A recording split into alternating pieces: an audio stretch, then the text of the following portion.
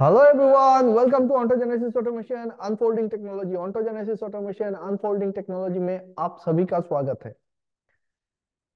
This is the first lecture on Job Gym Electrical Instrumentation and Electronics। और आज हम लोग डिस्कस करेंगे कि ये job gym electrical electronics and instrumentation में हमको क्या क्या सीखने को मिलेगा, क्या सिलेबस होगा, क्या स्ट्रेटेजी रहेगी, वो सारी बातें। और job gym electrical instrumentation electronics का जरूरत क्या है, उससे आपको क्या बेनिफिट मिलेगा, वो सारी बातें आज के इस लेक्चर पे हम लोग कवर करने वाले हैं। तो बने रहो मेरे साथ। Job gym, from the name itself, आपको क्या समझ में आता है? जिम में जॉब नहीं भाई, जिम में जॉब नहीं, ये है जॉब जिम। जैसे अपने को बॉडी बनाने के लिए जिम में जाने की जरूरत पड़ती है, वैसे ही जॉब पाने के लिए भी जिम में जाने की जरूरत होती है। और वो जॉब जिम है जॉब जिम। आज के दौर पे टेक्निकल इंजीनियर्स को देखोगे, electrical instrumentation, electronics, mechanical, civil, कोई भी ब्रांच उठा के देखो, हर अगला घर पे आपको एक इंजीनियर बेकार बैठा हुआ मिलेगा। डिप्लोमा किया हुआ है या फिर बीटेक किया हुआ है, बीई किया हुआ है, एक ना एक बेकार लड़का मिल ही जाएगा। ऐसा क्यों हो रहा है? ऐसा इसलिए हो रहा है क्योंकि हमारे इंजीनियरिंग कॉलेजेस में जो हम सीखते हैं और जो इंडस्ट्री को चाहिए, इस दोनों चीजों में बहुत बड़ा एक गैप है। ये हम सबको पता है। There is a vast skill gap, और उसको मिनिमाइज करने के लिए ही ये जॉब जिम हम लोग लेके आए हैं 2013 से। Job gym electrical instrumentation and electronics, इस कोर्स में हम लोग इलेक्ट्रिकल मदर ब्रांच से रिलेटेड हर एक ब्रांच को कवर करते हैं। उसमें हम बेसिक अंडरस्टैंडिंग भी लेंगे। मुझको पता है आप में से बहुत सारे बच्चे ऐसे होंगे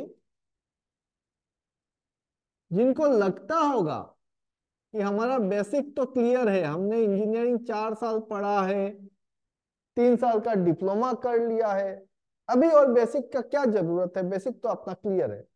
तो मैं बता दूं आपको, अपने खुद के 18 साल के एक्सपीरियंस से बोल रहा हूं, ना तो आपका बेसिक क्लियर है, ना ही आपका आप में स्किल है, ना ही आपको इंजीनियरिंग का कुछ समझ है। मैं सबके बारे में तो नहीं बोल रहा हूं, लेकिन ज्यादातर 90% 90% बच्चे ऐसे हैं जिनको बेसिक ही समझ में नहीं आती है। अगर सिर्फ बेसिक भी समझ में आ जाती ना, तो कहानी कुछ दूसरी होती।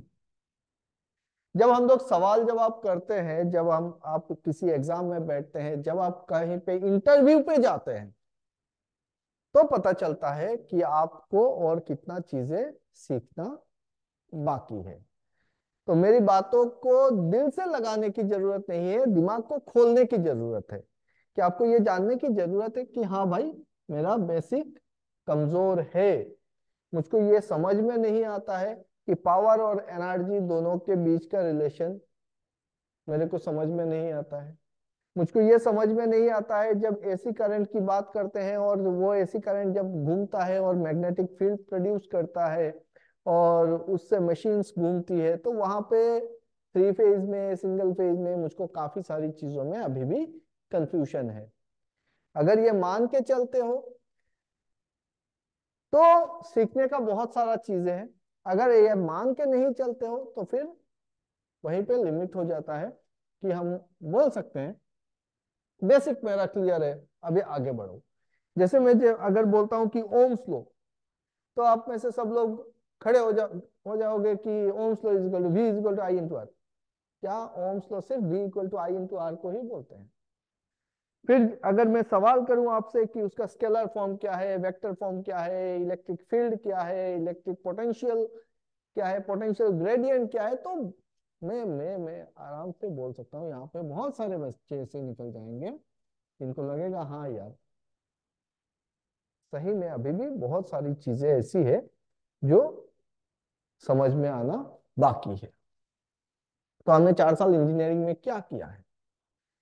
4 साल इंजीनियरिंग में हमने जो कुछ पढ़ा, जो कुछ सीखा, वो बेकार नहीं था, वो बेस लाइन था।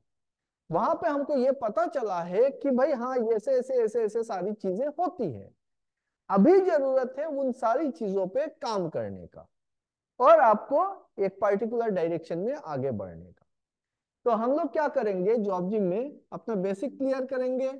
बेसिक में हम बेसिक इलेक्ट्रिकल का current, voltage, power, energy, power factor, फिर जितने सारे इंपॉर्टेंट थियोरम्स है वो सारी बातें जो जो हमको प्रैक्टिकली चाहिए होगी और इंटरव्यू के लिए चाहिए होगा, उस एस्पेक्ट्स पे बात करेंगे। ज्यादा अंदर नहीं घुसेंगे कि हमको एग्जाम देने की जरूरत नहीं है। यहाँ पे जॉब जिम में इस पार्ट पे ये स्किल बिल्डिंग प्रोग्राम है, तो यहाँ पे स्किल के ऊपर ज्यादा ध्यान होगा। बेसिक लेवल पे थ्योरम्स वगैरह जितना जानना चाहिए उतना जानेंगे और मेनली हम स्किल पे बात करेंगे, प्रैक्टिकल एस्पेक्ट पे बात करेंगे, ठीक है। तो एग्जाम ओरिएंटेड अगर आप समझते हो तो एग्जाम में बहुत मदद मिलेगी इससे, लेकिन जैसे एग्जाम में बहुत सारा न्यूमेरिकल करना पड़ता है, तो न्यूमेरिकल पार्ट में बहुत ज्यादा नहीं जाएंगे, थोड़ा बहुत फॉर्मूले में जाएंगे। बहुत डेप्थ में हम न्यूमेरिकल्स, गेट लेवल पे न्यूमेरिकल्स उस पे नहीं जाएंगे। हाँ ये जो बेसिक क्लियर होगा उससे आपका एग्जाम में बहुत मदद मिलेगा। इस बेसिक से आप जो स्टेट जेई लेवल के एग्जाम्स होते हैं वो आराम से क्लियर कर सकते हो, उतना तक तो हो जाएगा। लेकिन एग्जाम ओरिएंटेड ये बेसिक पे हम नहीं जाएंगे, वो मैं पहले बोल रहा हूं। फिर हम क्या करेंगे, हमको जानना पड़ेगा कि भाई ये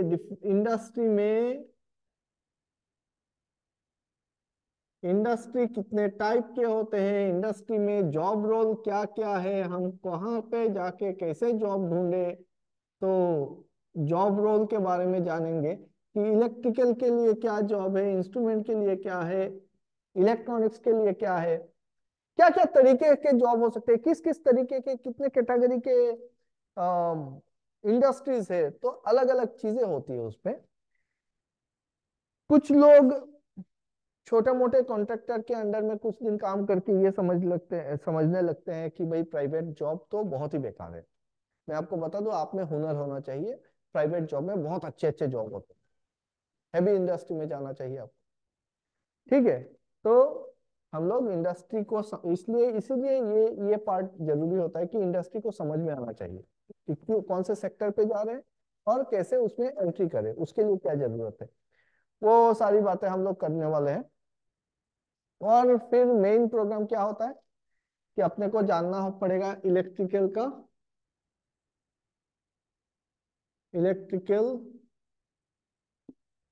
tools and टेकल्स।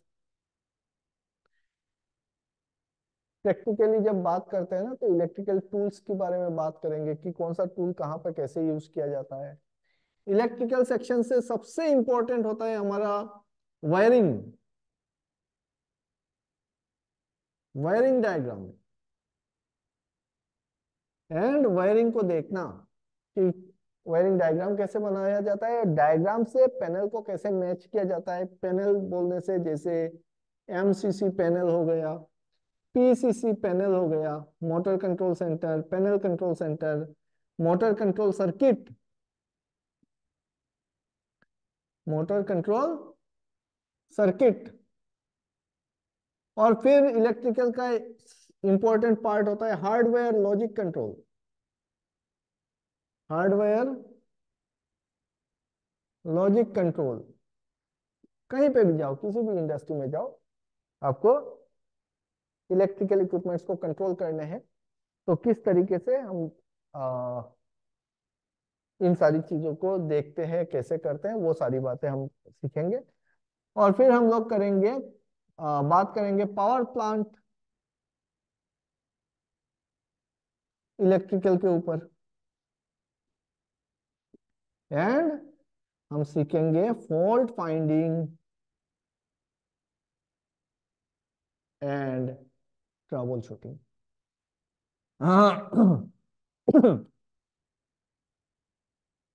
Fault finding and trouble shooting. भाई कभी भी फील्ड पे अगर गए हो या फिर फील्ड का अगर थोड़ा बहुत नॉलेज है तो आपको पता होगा कि सबसे इंपॉर्टेंट काम जो होता है ना इलेक्ट्रिकल का, वो होता है फॉल्ट फाइंड करना। ट्रबल शूट तो फिर भी कर लोगे, लेकिन फॉल्ट को ढूंढ के निकालना ना अपने में एक बहुत बड़ा टास्क होता है। इतने सारे केबल होंगे, इतने सारे वायर्स लगे हुए हैं, जेबीज है, तो ढूंढे कैसे, कहाँ पे पता चले? इलेक्ट्रिकल तो दिखता भी नहीं है, वो करंट तो अंदर ही अंदर दौड़ रहा है। तो उसका कुछ स्ट्रेटेजी होता है, जिस अगर वो स्ट्रेटेजी फॉलो किया जाए तो बहुत आसानी से ना हम फॉल्ट फाइंड कर सकते हैं। बहुत सारे इंजीनियर्स हमको अपने करियर में मिले, अपने जब मैं फील्ड पे था, या फिर आज के दौर पे भी ऐसे टेक्नीशियन है, ऐसे इंजीनियर्स है जो आते हैं मेरे पास। क्या होता है कि वो पैनल का काम तो कर लेते हैं, लेकिन ड्राइंग के साथ पैनल को नहीं मिला पाते हैं।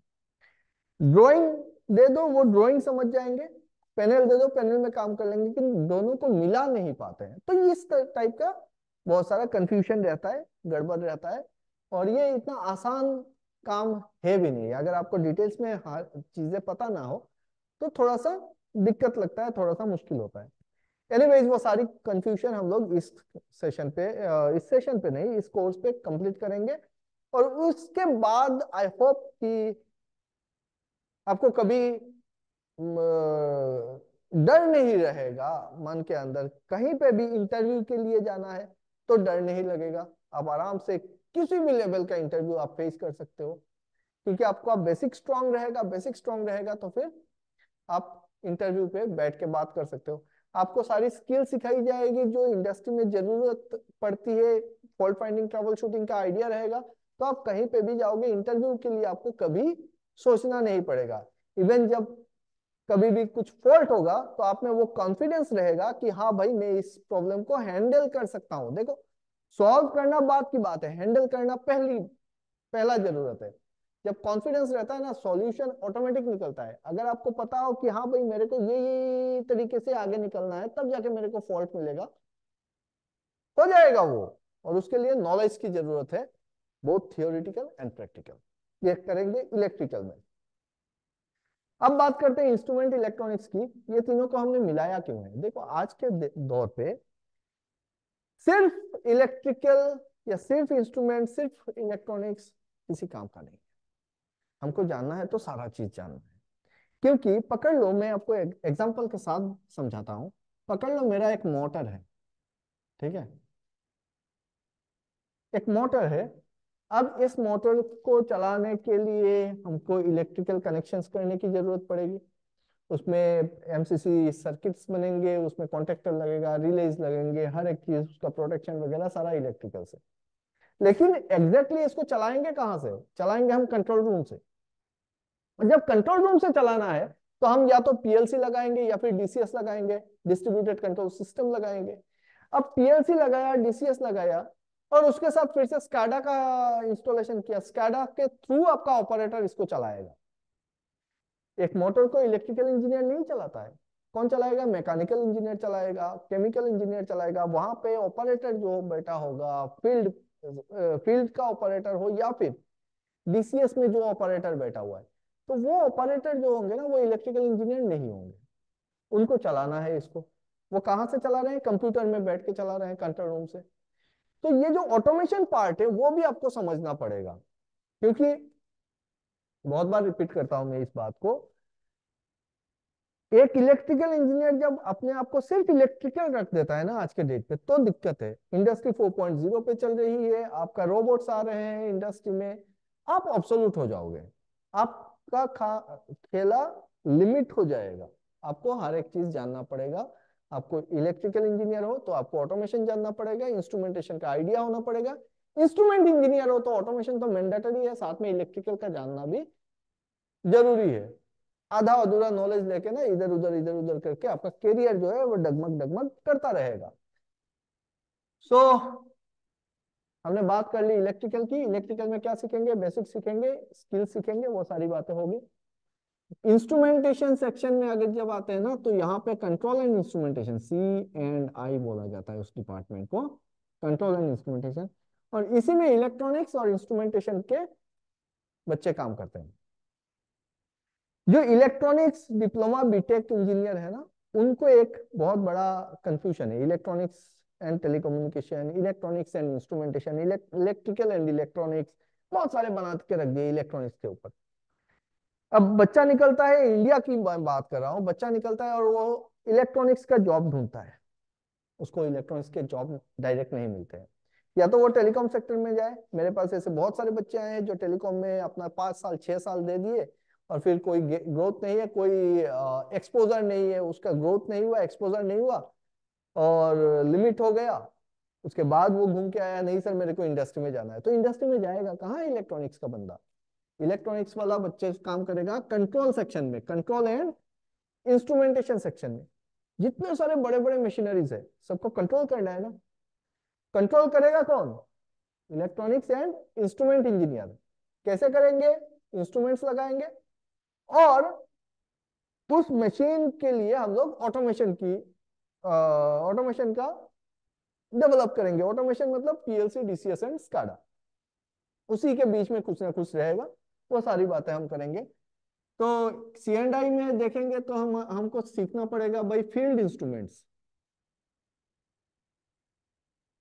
Field instruments. इसमें सेंसर होंगे, इसमें ट्रांसमीटर्स होंगे, थर्मोकपल होगा, RTD होगा, कंट्रोल वाल्व्स होंगे, पावर सिलेंडर्स होंगे, रेसिप्रोकेटिंग पावर सिलेंडर्स होंगे, सोलेनॉइड वाल्व्स होंगे, ग्लोब वाल्व, बॉल वाल्व, बहुत सारी चीजें हैं। तो सारी बातें हम फील्ड इंस्ट्रूमेंट सेक्शन पे हम यहाँ पे सीखेंगे। और फिर उनका कनेक्शन कैसे करना है, पैनल में कैसे लेके जाना है, JB को कैसे आइडेंटिफाई करना है, कहाँ कहाँ से लेके जाना है, कौन सा केबल यूज करना है। समझ रहे हो ना, कितनी सारी बातें आएंगी कि कौन से टाइप का केबल कहाँ पे यूज करेंगे, कितना एम्पियर पे कितना कौन सा केबल यूज करेंगे, वो सारी बातें हम करेंगे। इंस्ट्रूमेंट का एक पकड़ लो, एक इंस्ट्रूमेंट है, एक ट्रांसमीटर है, तो उस ट्रांसमीटर को स्टोर से लाने के बाद हमको बेंच कैलिब्रेशन करना पड़ता है लैब में, तो कैलिब्रेशन करेंगे, कैसे कैलिब्रेशन करना है, कौन सा अपैरेटस यूज करना है, वो सारी बातें। फिर कैलिब्रेशन के बाद क्या होगा कि अपने को ये देखना पड़ेगा, इंस्टॉलेशन करना है। तो जब कैलिब्रेशन हो गया तो फिर उसके बाद क्या करना है? इंस्टॉलेशन करना है। और इंस्टॉलेशन करने के टाइम पे हम क्या क्या चीजों पे ध्यान देंगे, हम क्या क्या चीजों पे ध्यान देंगे, लोकेशन पे, प्रोसेस पे, फ्लूइड पे क्या देखेंगे, तो वो सारी बातें हम फील्ड इंस्ट्रूमेंट पे डिस्कस करेंगे।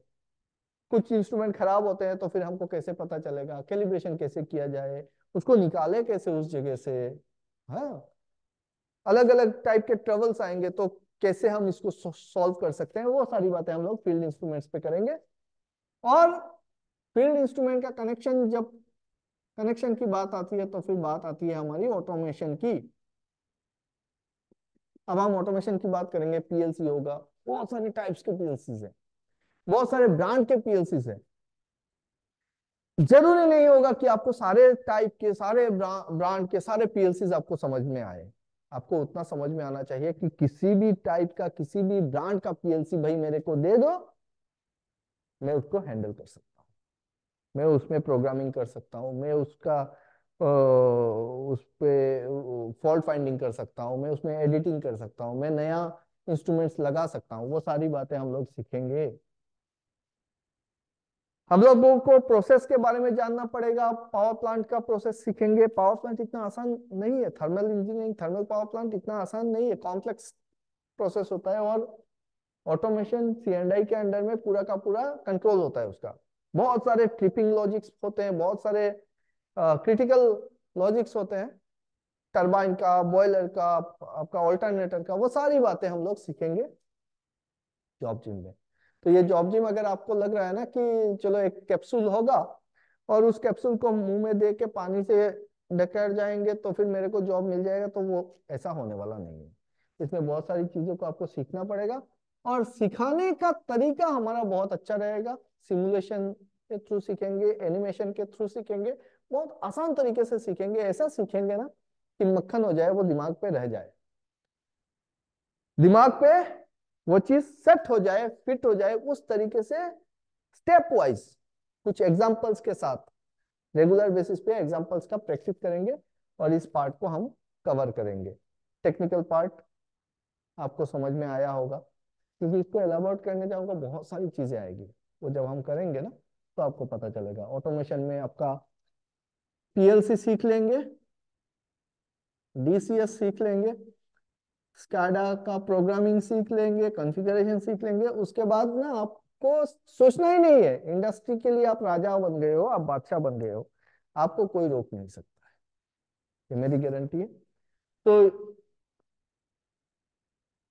ये रहा मेरा जॉब जिम का टेक्निकल चीजें। क्या इतना कर लेने से हो जाएगा? ना, इतना करने से भी नहीं होगा, उसके अलावा और कुछ चीजों पे आपको ध्यान देना है। क्या है? जिसको लोग बोलते हैं सॉफ्ट स्किल, मैं बोलता हूँ एटीट्यूड बिल्डिंग।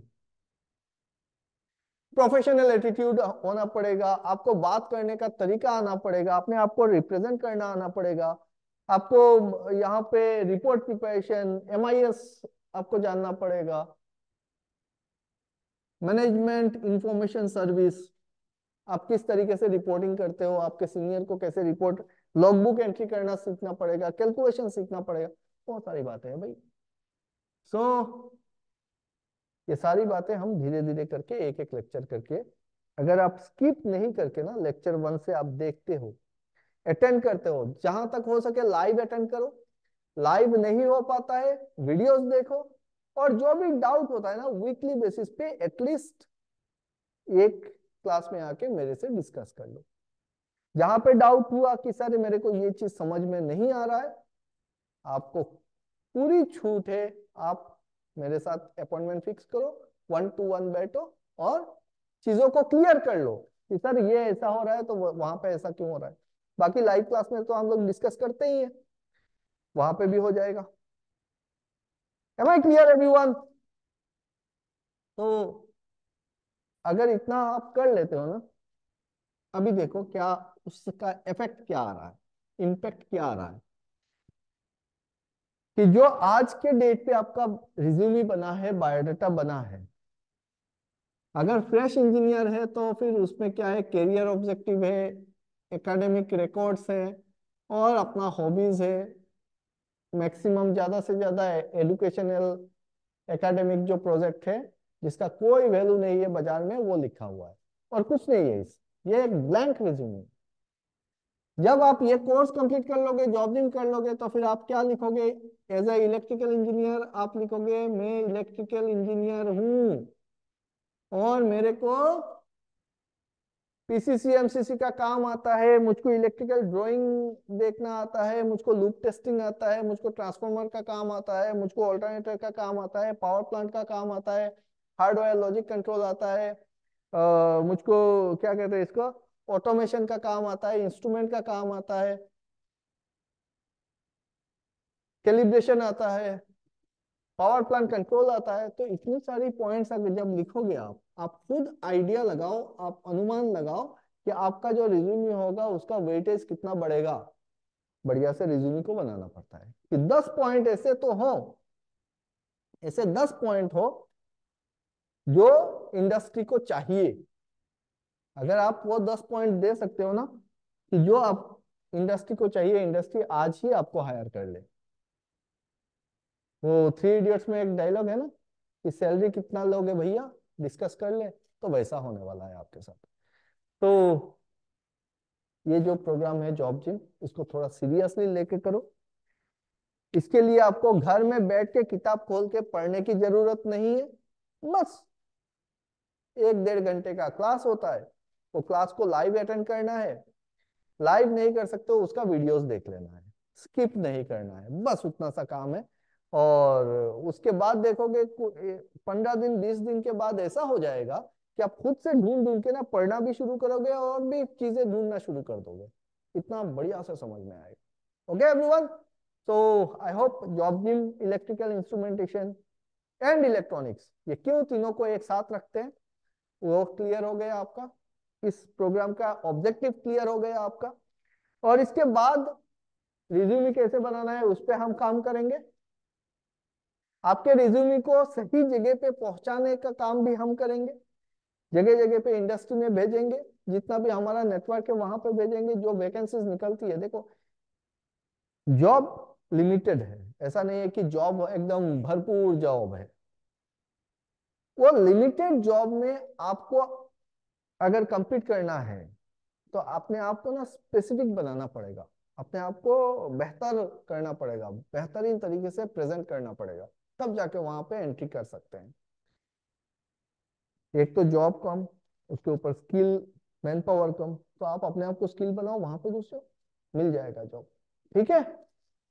और एक सिक्योर्ड अच्छा हैवी इंडस्ट्री में जॉब अगर मिल गया ना, तो वो गवर्नमेंट जॉब से 100 गुना बेहतर होता है। अगर अच्छा कंपनी में आपको प्राइवेट में जॉब मिलता है कोर इंडस्ट्री में, 100 गुना बेहतर होता है। मैं बोल रहा हूँ। एक कंफ्यूजन रहता है, जो बच्चे मेरे से पूछते हैं कि सर कोर इंडस्ट्री में पैसा नहीं मिलता है। फैक्ट है, क्यों देगा भाई आपको पैसा? कोर इंडस्ट्री में तभी आपको पैसा मिल सकता है अगर आप में स्किल है, अगर आप काम के आदमी हो, तो पैसों के बारे में कंपनी नहीं सोचेगी। और अगर आप उसका स्किल नहीं है तो फिर आपको पैसा भी नहीं देगी। तो स्टार्टिंग पैकेज जो होगा कोर इंडस्ट्री में, अगर कोई अच्छा कंपनी होता है तो फिर आज के डेट पे मेरे हिसाब से बीटेक इंजीनियर को 18,000 से लेके 25,000 तक ही मिलेगा। उससे ज्यादा rare of the rarest case आपको कोर इंडस्ट्री में मिल सकता है। लेकिन वही इंजीनियर 2 साल काम कर ले, 1.5 से 2 साल का, 1 साल के अंदर अगर ट्रेनिंग लेके जाते हो, 1 साल के बाद, 1.5 साल के बाद 40 के ऊपर होगा। ठीक है, उससे ऊपर नहीं जाएगा 2 साल। लेकिन तीसरे साल से ये डिपेंड करता है कैंडिडेट के ऊपर। ये हो सकता है 80,000 हो जाए, हो सकता है लाख क्रॉस कर जाए, उसके ऊपर चला जाए। ये कंप्लीट डिपेंड करेगा किसके ऊपर? अपना परफॉर्मेंस के ऊपर, कैंडिडेट के ऊपर। अगर आप में पोटेंशियल है, अगर आप काम कर सकते हो, काम जानते हो, तो फिर पैसा बैरियर नहीं बन सकता है कोर इंडस्ट्री में। और आपको रिप्लेस भी नहीं कर सकता है कोई भी टॉम डिक एंड हैरी आके आपको कि भाई मैं 6 महीने हो गया है मेरा और मैं काम सीख गया, आपको रिप्लेस कर देगा, ऐसा नहीं हो सकता है। क्योंकि कोर इंडस्ट्री का काम, मैंने जितना सारा चीजें बोला है, वो सारी चीजें सीखने में ना लोगों का उम्र गुजर जाता है। और जो बंदा किसी फील्ड पे जितना दिन गुजारता है, उसको उस फील्ड का A to Z पता हो जाता है कि कहाँ पे क्या होता है, कैसे होता है, तो उसको रिप्लेस करना बड़ा मुश्किल काम है। डिप्लोमा इंजीनियर अगर होगा तो फिर उसका भी आपका 15 से 20 हजार तक स्टार्टिंग पैकेज लग जाता है। और 1 साल तक तो इसी में गुजारना पड़ेगा, 15-20 हजार। 1 साल के बाद 1.5-2 साल में आप 30-35 के बीच पे आप अपने आप को देख सकते हो। और 2 साल के बाद अगर आप में क्वालिटी है तो आप 50 प्लस करते हो, 50,000। ये अमाउंट छोटा अमाउंट नहीं है। अगर जॉब मिलता है ना तो बहुत छोटा लगता है। अगर जिसको जॉब नहीं लगा है उसको पता है कि भाई 5,000 रुपया महीने का इनकम करना, कमाना कितना मुश्किल होता है। जिसके पास जॉब है वो बहुत खुश नसीब है, मैं बोलूंगा आज के दौर पे। दिमाग में हमेशा ये बात को ठूस के भरो कि जिस जॉब की आप ड्रीमिंग कर रहे हो, जिस जॉब के लिए आप सोच रहे हो कि आज नहीं तो कल मिल जाएगा, उस जॉब के लिए आपको तैयारी भी करनी पड़ेगी। क्योंकि इंडिया में हर साल 15 lakh engineer, BTech engineer, diploma का छोड़ दो, सिर्फ बीटेक इंजीनियर 15 लाख निकलते हैं, 15 लाख। और इंडिया में जॉब मिलता है 2.5 से 3 लाख इंजीनियर को। अगर मैं सारा मिला के बोल दूं तो 5 लाख इंजीनियर, 10 लाख इंजीनियर बेकार है। 10 लाख खड़ा कर दो, एक फील्ड भर जाएगा भाई। 10 लाख इंजीनियर है, और उस 10 लाख में आप भी एक हो जो बैठ के ड्रीम देख रहा है कि मेरे को आज नहीं तो कल अच्छा जॉब मिल जाएगा। तैयारी करो, मिलने वाला नहीं है इतना आसानी से, लिख के रख लो। उम्र गुजर जाएगी और फिर जब आओगे कि सर मेरी उम्र ढल गई अब कहाँ जाए, तो फिर हम भी बोलेंगे भाई अब्बा अब कुछ नहीं हो सकता, है ना भाई। तो ये पहला लेक्चर था जॉब जिम इलेक्ट्रिकल इंस्ट्रूमेंटेशन। इसमें हम लोग ये समझ चुके हैं, ये सिर्फ पावर प्लांट के लिए नहीं है। मैं बताऊं, ये प्रोग्राम करोगे तो आपको पावर प्लांट में, ऑयल एंड गैस में, एफएमसीजी कंपनीज में, सीमेंट इंडस्ट्रीज में, जितने बड़े बड़े इंडस्ट्रीज होते हैं ना, हर एक इंडस्ट्री में आपको एक्सपोजर मिलेगा और हर एक इंडस्ट्री का हम आइडिया भी देंगे और बेसिक काम जो होता है पीएलसी, ऑटोमेशन, इलेक्ट्रिकल इंस्ट्रूमेंटेशन, सबका सारा काम सिखा देंगे। ओके एवरीवन, तो आज के लिए यहाँ पे ये वीडियो खत्म करता हूँ। Bye bye. जल्दी जल्दी से जो लोग इस वीडियो को, ये पहला वीडियो है, ये यूट्यूब पे भी डालूंगा। जो लोग अभी तक ज्वाइन नहीं किए हो पेड बैच, ज्वाइन कर लो। आपको ऐसा मौका नहीं मिलेगा, मैं बता रहा हूँ, ये इतना छोटा काम नहीं है, इतना थोड़ा सा चीजें भी नहीं है, बहुत सारी चीजें हैं, बहुत कुछ सीखने वाले हैं, बहुत कुछ। लाइफ बदल जाएगी, जिंदगी बदल जाएगी। Okay everyone, bye bye.